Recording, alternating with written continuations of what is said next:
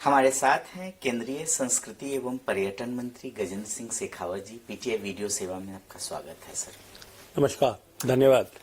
केंद्र सरकार की प्राथमिकताओं में आपके मंत्रालय की भूमिका को आप कैसे परिभाषित करेंगे और बीते वर्ष में आपके मंत्रालय की क्या उपलब्धियां रही? देखिए, माननीय प्रधानमंत्री जी का स्पष्ट सोच है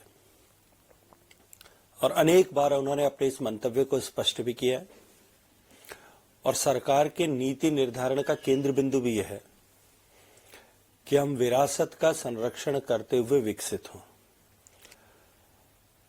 और जब हम विरासत की बात करते हैं तो केवल मूर्त विरासत, हमारी धरोहर, हमारे पुराने पुरातात्विक संपदाएं मात्र उतनी ही हमारी विरासत नहीं है।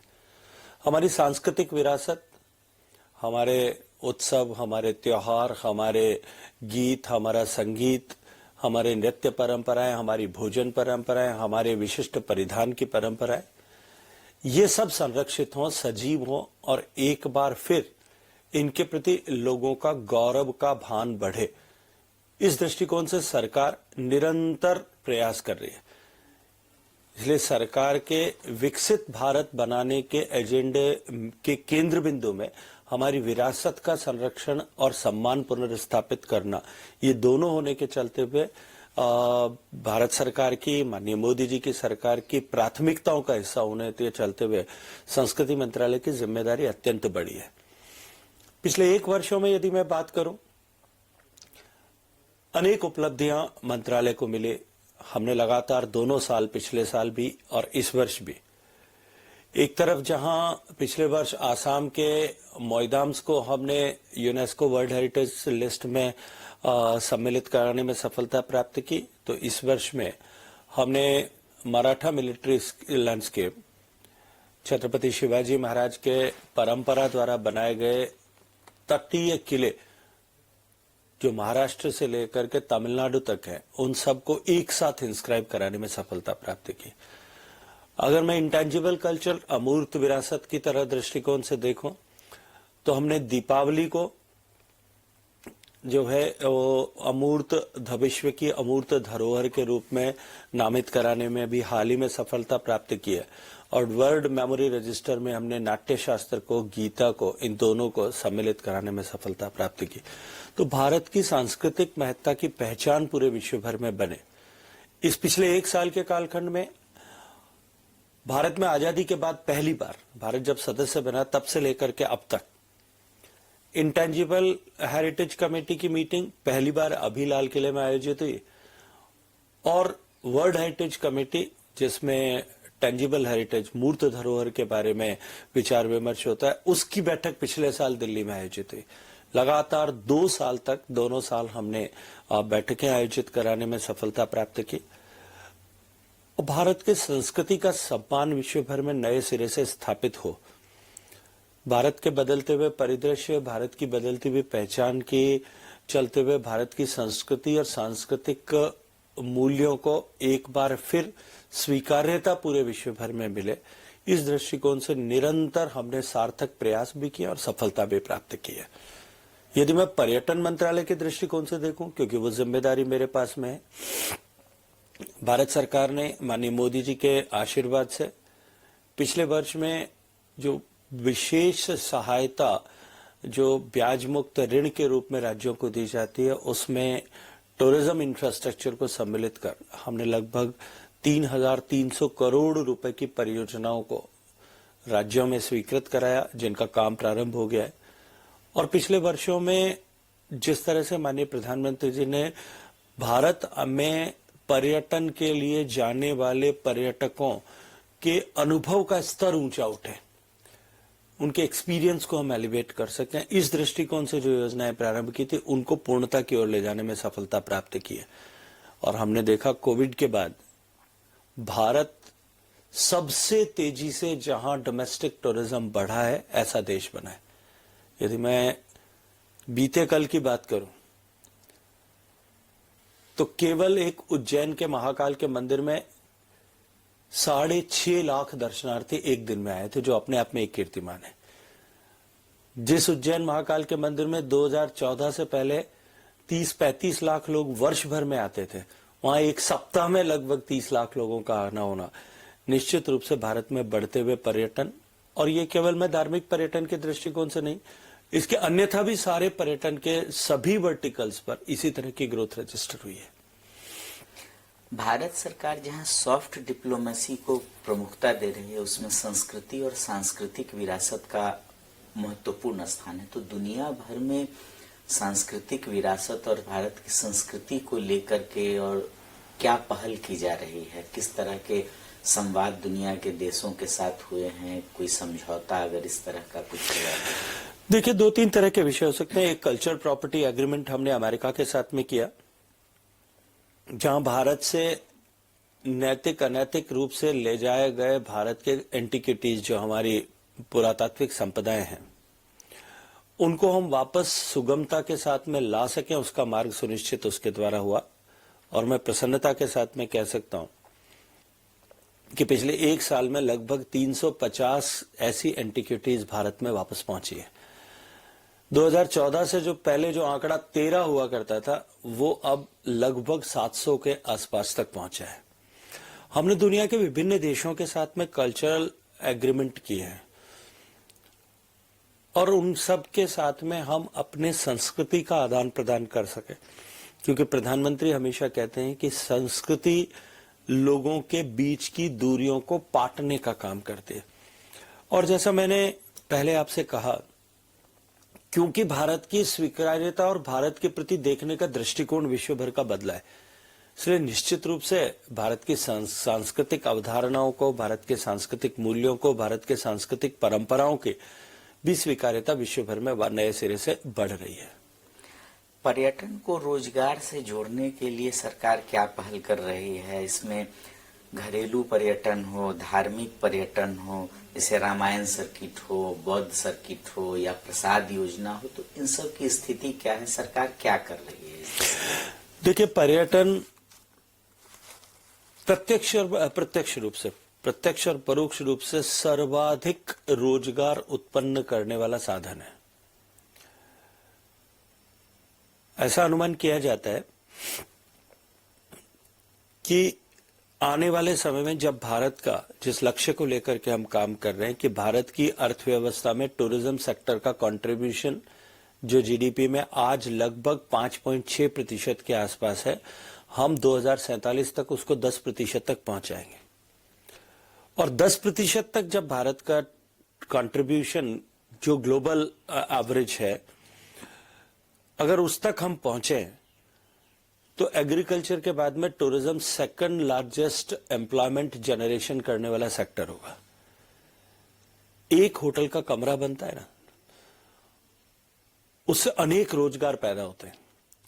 होटल में रोजगार पैदा होता है, पर्यटक आता है, उसके लिए गाड़ी चलाने वाले ड्राइवर का रोजगार होता है, पेट्रोल पंप पे काम करने वाले व्यक्ति का रोजगार होता है, रेस्टोरेंट चलाने वाले का रोजगार होता है, रेस्टोरेंट में काम करने वालों का रोजगार सृजन होता है, वहां जो है गाइड का रोजगार सृजन होता है, फोटोग्राफर का रोजगार सृजन होता है। अनेक तरह के रोजगार प्रत्यक्ष और परोक्ष रूप से उसके कारण से सृजित होते हैं। क्राफ्ट होती है, जो है कल्चरल प्रैक्टिस करने वाले लोगों के लिए नए रोजगार के अवसर खुलते हैं।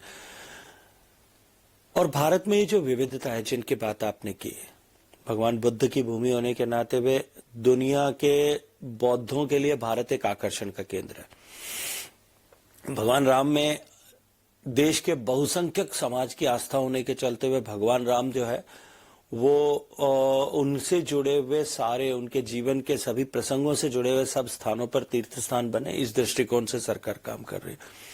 लेकिन इसके अतिरिक्त भी एक पर्यटक के रुचि के दृष्टिकोण से जितनी भी तरह की विविधता हो सकती है, वो सब विविधताएं भारत में। इसलिए भारत आने वाले समय में देश के लिए भी और दुनिया के लिए भी टूरिज्म कैपिटल के रूप में खड़ा होगा। संस्कृति मंत्रालय के तहत नेशनल आर्काइव्स ऑफ इंडिया ने पूरा लेखों, पांडुलिपियों सहित महत्वपूर्ण दस्तावेजों के डिजिटाइजेशन का कार्य आरंभ किया है। इसकी क्या प्रगति हुई है, कहां तक हम पहुंचे हैं? देखिए, 2 तरह के विषय हैं जिनको आपने साथ जोड़ दिया है। एक नेशनल आर्काइव्स है, जहां सारे सरकारी दस्तावेज रखे जाते हैं। नेशनल आर्काइव्स में हमने पिछले 1.5 साल से डिजिटाइजेशन का मिशन प्रारंभ किया। दुनिया का सबसे बड़ा डिजिटाइजेशन एक्टिविटी वहां हुई और हमने करोड़ों करोड़ों की संख्या में फॉलियोज को डिजिटाइज करके उनको हमेशा के लिए सुरक्षित करने का काम किया है। जहां तक पांडुलिपियों के संरक्षण का विषय है, माननीय प्रधानमंत्री जी के प्रेरणा से, उनके मार्गदर्शन में हमने देश की इस अमूल्य धरोहर, जो कई शताब्दियों पूर्व जिनको लिखना प्रारंभ किया गया था, कुछ ताड़पत्र पर होंगे, कुछ भोज के पत्तों पर होंगे, कुछ पेड़ की छाल पर लिखी गई होंगे, कुछ सिल्क के पेपर पर लिखे हुए होंगे, कुछ कागजों पर हाथ से लिखी गई होंगी, कुछ चित्र के माध्यम से उनके साथ जोड़ करके लिखी गई होंगी। ऐसी लाखों लाखों की संख्या में पांडुलिपियां एक ज्ञान की समृद्ध विरासत को संजोए हुए हमारे यहां पर रखी हैं। जीवन से जुड़े हुए हर विषय के संबंध में ऐसी पांडुलिपियां हैं। चिकित्सा, आयुर्वेद, खगोल शास्त्र, भूगर्भ शास्त्र और इसके अतिरिक्त जो है जो पशुओं की चिकित्सा, इन सब से जुड़े हुए राग, ताल, लय, छंद, इन सब से जुड़े हुए विषयों पर अनेक अनेक पांडुलिपियां देश में लिखी गई। विभिन्न संस्कृतों के ग्रंथ, संस्कृत के ग्रंथ, उनकी टीकाएं, उनकी टिप्पणियां वो लिखे गए। ये जो ज्ञान की पूंजी हमारे पास में संचित धरोहर के रूप में है, जिसे विभिन्न संस्थानों ने, विश्वविद्यालयों ने, इंडिविजुअल्स ने शताब्दियों से अपने घरों में संरक्षित करके रखा है, अब धीरे धीरे समय के साथ में वो क्षरित हो रही हैं। उनका डिजिटाइजेशन किया जाना, उनका कंजर्वेशन किया जाना वो आवश्यकता है। और इस आवश्यकता को महसूस करते हुए सम्मानीय प्रधानमंत्री जी ने इसे ज्ञान भारतम मिशन की संज्ञा देते हुए इसको जो है इस मिशन को प्रारंभ किया। हमने एक नेशनल कॉन्फ्रेंस उसके लिए आयोजित की, सारे स्टेक होल्डर्स को बुलाया, सब्जेक्ट मैटर एक्सपर्ट्स को बुलाया, उनके साथ चर्चा की, एक पोर्टल बनाया और जिस पर हम डिजिटाइज करके उस सारे डिजिटाइज कंटेंट को रखेंगे ताकि कोई भी रिसर्च करने वाला व्यक्ति उसको देख सके। लेकिन यहां डिजिटाइजेशन का अभिप्रेत केवल उसको फोटोकॉपी करके और उसका जेरोक्स करके और उसको अपलोड कर देना नहीं है। ऐसी सारी टेक्स्ट जो इन धरोहरों में लिखी गई है, इन पांडुलिपियों में लिखी गई है, वो कंप्यूटर रीडेबल फॉर्मेट में, लैंग्वेज में कैसे आए, उसके लिए ओसीआर डेवलप करना, उसको एलएलएम को उसके लिए ट्रेन करना और वो सामान्य कंप्यूटर की भाषा में, हिंदी या इंग्लिश में या मल्टीपल लैंग्वेज में, क्योंकि आज एआई के इस युग में एक बार हिंदी या इंग्लिश में कोई टेक्स्ट आ जाएगा तो उसको ट्रांसलिटरेट करना किसी भी भाषा में, देश की किसी भाषा में या दुनिया की किसी भी भाषा में करना बड़ी चुनौती नहीं है। उनको हम कंप्यूटर रीडेबल फॉर्मेट्स में, लैंग्वेजेस में कैसे लेकर के आए, इस पर काम कर रहे हैं। और इसके साथ साथ में ऐसी अनेक पांडुलिपियां हमारे पास में जिनकी भाषा आज भी अज्ञात है, अनडिसाइफर्ड है, उन अनडिसाइफर्ड लैंग्वेजेस को डिसाइफर करने के लिए भी साथ में काम कर रहे हैं। और मैं ये मानता हूं कि ये मिशन जिस दिन पूरा होगा और जो लगभग हमने कल्पना की है कि हम 1 करोड़ से ज्यादा मैन्युस्क्रिप्ट्स को डिजिटाइज करेंगे, मैं आपको पूरे विश्वास के साथ में कहता हूं कि भारत के प्रति देखने का और भारत के प्रति भारत के को सोचने का नजरिया पूरे विश्व भर का और भारत के लोगों का भी बदल जाएगा। क्या सरकार होटल उद्योग को इंफ्रास्ट्रक्चर सेक्टर का दर्जा देने पर विचार कर रही है? अगर हाँ, तो इसके पीछे क्या अवधारणा और कब तक इसको अमली जामा पहनाया जा सकता है? देखिए, होटल और हॉस्पिटैलिटी का इंफ्रास्ट्रक्चर बनाना बहुत महंगा है और भारत में आज पर्यटन के दृष्टिकोण से सर्वाधिक आवश्यकता भी है कि हम अपने जो है होटल के कमरों की नंबर ऑफ कीज को बढ़ाएं। इतना महंगा होने के साथ साथ में बैंक, क्योंकि इंफ्रास्ट्रक्चर स्टेटस न होने के कारण से 6 या 7 साल की अवधि तक लोन देता था। मैं धन्यवाद करना चाहता हूं देश के प्रधानमंत्री जी का और माननीय वित्त मंत्री जी का कि हमने अनुरोध किया और माननीय प्रधानमंत्री जी ने स्वीकार किया। माननीय प्रधानमंत्री जी के निर्देश पर वित्त मंत्रालय ने जो 50 नए ग्लोबल डेस्टिनेशन बनाने की हम बात कर रहे हैं, वहां बनने वाला हर होटल और हॉस्पिटैलिटी इंफ्रास्ट्रक्चर को जो है इंफ्रास्ट्रक्चर का स्टेटस मिले, इसकी अनुमति प्रदान की।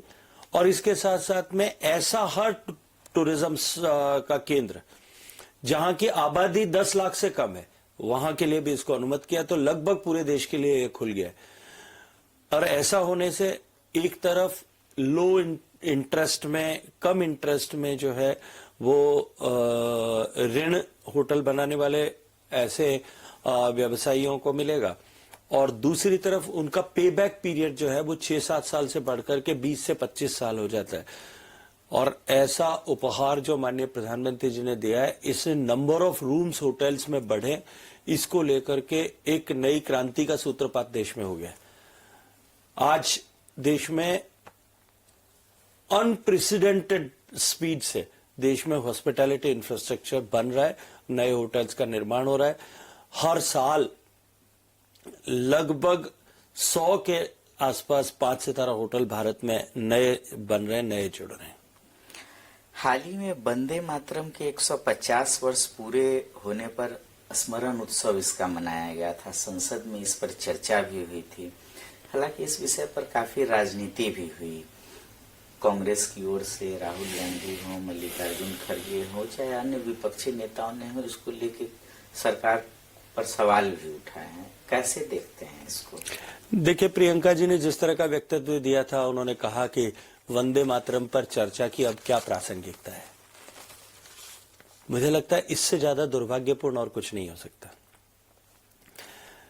क्योंकि वंदे मातरम केवल एक गीत नहीं है, वो एक ऐसा मंत्र था जिसने आजादी की लड़ाई में निरंतर 1875 से लेकर के और 1947 में जब देश आजाद हुआ तब तक निरंतर देश की आजादी के लिए संघर्ष करने वाले लोगों को न केवल प्रेरित किया, अपितु उनको एकता के सूत्र में बांधने का काम भी किया। आजादी के बाद में भी देश की सीमाओं की रक्षा पर डटे लोगों को सीमा की रक्षा के लिए प्रेरित करने में वंदे मातरम का बहुत बड़ी भूमिका और जो है योगदान था। आज जब भारत एक बदलाव के दौर से गुजर रहा है, जब संपरिवर्तन के दौर से गुजर रहा है, अंडरगोइंग ईरा ऑफ ट्रांसफॉर्मेशन, तब निश्चित रूप से भारत में एक बार फिर उसी तरह के राष्ट्रभक्ति के भाव की आवश्यकता है, और उसके जागरण के लिए वंदे मातरम से श्रेष्ठ कुछ नहीं हो सकता। और जब उसके ऊपर कृतज्ञ राष्ट्र के रूप में हम सब ने, जनप्रतिनिधि होने के नाते हम सब ने चर्चा के लिए विषय रखा, तब उसको लेकर के किस तरह की टिप्पणियां की गई, उसमें भी राजनीति खोजने की कोशिश की गई। इसलिए मैंने कहा कि उससे ज्यादा दुर्भाग्यपूर्ण और कुछ नहीं हो सकता। एक अन्य विषय है पंडित जवाहरलाल नेहरू के पत्र और दस्तावेजों के को लेकर जो प्रधानमंत्री संग्रहालय और पुस्तकालय से जुड़े हुए हैं, उसको लेके एक विवाद हुआ। आपने सोनिया जी से आग्रह किया उनको लौटाने का, कांग्रेस की तरफ से भी जवाब में कुछ प्रतिक्रिया आई। इस पूरे घटनाक्रम को कैसे देखते हैं? देखिए, प्रधानमंत्री संग्रहालय जो पहले Nehru memorial museum and library हुआ करता था, प्रधानमंत्री आदरणीय जवाहरलाल नेहरू जी के निधन के पश्चात एक फाउंडेशन बनाया गया था। वो फाउंडेशन ठीक से काम नहीं कर सका और उसके बाद में एनएमएमएल की स्थापना हुई। 1970 के बाद से लेकर के 1990 तक, इस 20 साल के कालखंड में प्रधानमंत्री नेहरू जी से जुड़े हुए सारे नॉन ऑफिशियल डॉक्यूमेंट्स, क्योंकि ऑफिशियल डॉक्यूमेंट ऑफिस की फाइल में चला जाता है और अंततः नेशनल आर्काइव्स में जाता है। किसी को व्यक्तिगत रूप से पत्र लिखा होगा, उन्होंने वापस पत्र लिखा होगा, कोई टिप्पणी लिखी होगी, ऐसे सारे नॉन ऑफिशियल डॉक्यूमेंट्स प्रधानमंत्री नेहरू जी से जुड़े हुए सारे एनएमएमएल में लाए गए। जो डॉक्यूमेंट्स दिए गए थे, ऐसे ही सारे डॉक्यूमेंट्स, देश के सभी प्रधानमंत्रियों से जुड़े हुए डॉक्यूमेंट्स जो हैं वो प्रधानमंत्री संग्रहालय में संरक्षित हैं। लगभग 2.5 करोड़ ऐसे दस्तावेज हैं। उसमें से 4 लाख दस्तावेज जो हैं वो पंडित जवाहरलाल नेहरू जी से जुड़े हुए थे। उन्होंने व्यक्तिगत पत्र लिखे होंगे, उनको वापस प्रत्युत्तर मिला होगा, वो सब संभाल करके वहां रखे गए थे। लेकिन अनलाइक अदर्स, दूसरों से फर्क यह है, अन्य सभी प्रधानमंत्रियों के दस्तावेज जो दिए गए वो परमानेंटली जो है प्रधानमंत्री संग्रहालय या एनएमएमएल जो फॉर्मर था उसकी थाती है, उसकी धरोहर है। लेकिन जो नेहरू जी के दस्तावेज दिए गए थे उस पर यह लिखा गया था कि they are not as loan और एज ए गिफ्ट, ये आपको सेफ कस्टडी के लिए दिए गए। 2008 में माननीय सोनिया गांधी जी के निर्देश पर एमवी राजन साहब ने एक पत्र लिख करके और ये तय किया कि ये, और प्रधानमंत्री कार्यालय से इसका निर्देश आया कि इनमें से जो पत्र, क्योंकि ये सेफ कस्टडी के लिए रखे गए, इसमें से जो पत्र ये चाहें ये पत्र इन्हें वापस दे दिए जाए। ऐसे 57 कार्टन भर के 26,000 दस्तावेज, एग्जैक्ट नंबर मुझे याद नहीं है, 26,000 के आसपास दस्तावेज जो है वो वापस ले जाएंगे। हमने आग्रह भी किया है, 2 बार चिट्ठी लिख करके आग्रह किया है। हालांकि सोनिया जी ने कहा है कि मैं इस विषय में देखूंगी कि वो दस्तावेज वापस लौटाए जाए, क्योंकि स्वाभाविक रूप से वो प्रधानमंत्री के दस्तावेज केवल किसी व्यक्ति की संपदा नहीं हो सकते। देश की आजादी से लेकर के अब तक के प्रधानमंत्रियों ने जो पत्र लिखे हैं या उनके जवाब अगर उनके पास में आएंगे, ये सारे दस्तावेज एक कंटिन्यूटी के बेवाहक हैं। वो आने वाले समय में, आने वाले दशकों के बाद में रिसर्चर्स के लिए, स्कॉलर्स के लिए एक बहुत बड़ी कंटिन्यूटी को जानने और उसके माइंडसेट को अध्ययन करने का साधन होंगे। देश ये जानना भी चाहता है कि ऐसे क्या उन दस्तावेजों में था कि उनको यहां से निकाल करके सेलेक्टिव दस्तावेज ले जाए गए, क्या उनमें लिखा गया था। इसलिए मेरा आग्रह और अनुरोध पहले भी था, आज भी यही होगा कि वो दस्तावेज वापस लौटाए जाए।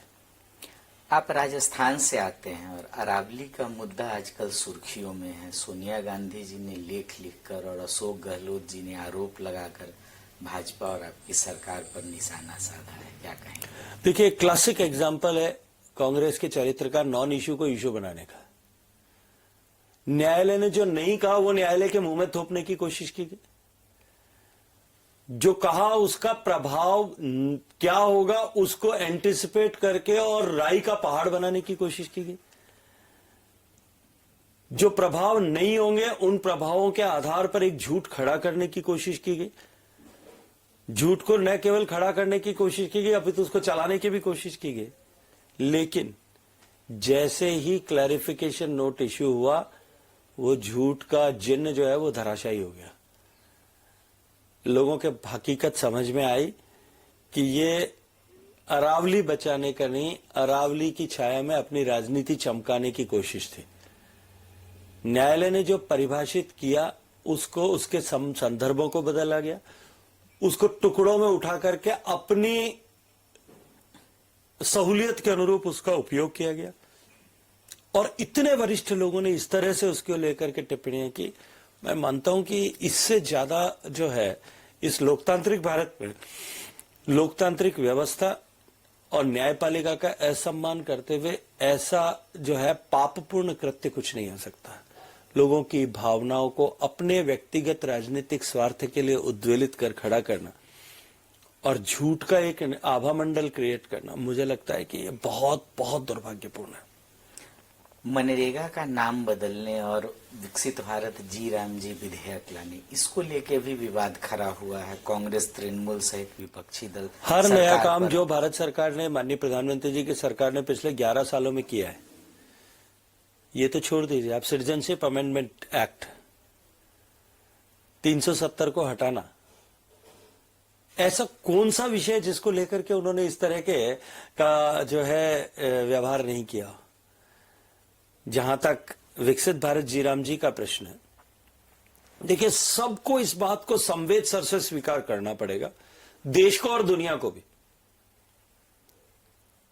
कि 2005 के भारत का और आज का भारत का कोई साम्य नहीं है। भारत परिवर्तित हो गया है।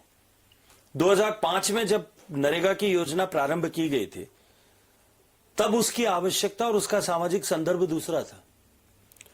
आज माननीय मोदी जी के नेतृत्व में काम करने वाली सरकार के निर्णयों से, प्रधानमंत्री के पहल पर जिस तरह की योजनाएं देश में प्रारंभ की गई और उन योजनाओं को जिस तरह से धरातल पर उतारा गया, आज 30 करोड़ लोग गरीबी की रेखा से बाहर निकल चुके हैं। ऐसे में एक ऐसी योजना जो निरंतर भ्रष्टाचार का माध्यम बनती जा रही थी, उस योजना को उसी रूप में चलाना क्या आवश्यकता? देश बदल गया, तब योजना के स्वरूप बदलने की आवश्यकता नहीं है। और योजना का स्वरूप बदलने की आवश्यकता थी, उसको और अधिक प्रभावी बनाने की आवश्यकता थी, और अधिक प्रोडक्टिव बनाने की आवश्यकता थी, और अधिक परफॉर्मिंग बनाने की आवश्यकता थी, इसलिए उसमें परिवर्तन किया गया। कुछ लोगों को ऐसा लगता है कि जो कुछ हमने शुरू कर दिया था वो तो बस देश में स्थायी है, उसके अतिरिक्त तो कुछ नहीं हो सकता। ऐसी मानसिकता उनको मुबारक हो। हम बदलते हुए भारत और भारत बदलेगा इस संकल्प के साथ काम करने वाले लोग हैं। हम निर्भय होकर के राजनीतिक जो है परिणामों की परवाह किए बिना माननीय नरेंद्र मोदी जी के फैसले लेने की ताकत के आधार पर उनकी टीम में काम करने वाले लोग। आखिरी सवाल, अगले वर्ष 2026 के लिए आपके मंत्रालय की प्राथमिकताएं क्या होंगी? देखिए, एक ही प्राथमिकता है, पर्यटन का स्तर बढ़े, पर्यटकों की संख्या बढ़े, पर्यटकों का अनुभव बेहतर हो, इस पर हम काम करेंगे। 50 आइकॉनिक डेस्टिनेशन, विश्व स्तरीय डेस्टिनेशन बनाने की जो मोदी जी की संकल्पना है उसको आगे बढ़ाएंगे। संस्कृति मंत्रालय के संदर्भ में मैं यदि बात करूं, एक बहुत बड़ी जिम्मेदारी जो मैंने पांडुलिपि मिशन की बात की उसको आगे बढ़ाएंगे। एक बड़ी जिम्मेदारी माननीय प्रधानमंत्री जी ने हमें हमारे आइकॉनिक नॉर्थ साउथ ब्लॉक में युगे युगीन भारत के नाम से विश्व के सबसे बड़े संग्रहालय को बनाने की दी है। उसके निर्माण पर कदम आगे बढ़ाने पर काम करेंगे। भारत बुद्ध पर्यटनों का, बुद्ध से जुड़े हुए विषयों के पर्यटनों का स्थल बने, उसके ऊपर काम करेंगे। आपके संज्ञान में आया होगा कि हम भगवान बुद्ध से के रेलिक्स जो 135 साल बाद में भारत वापस लाने में हम सफल हुए, उसकी एक एग्जीबिशन बनाने में हम प्रयास जो है काम करेंगे।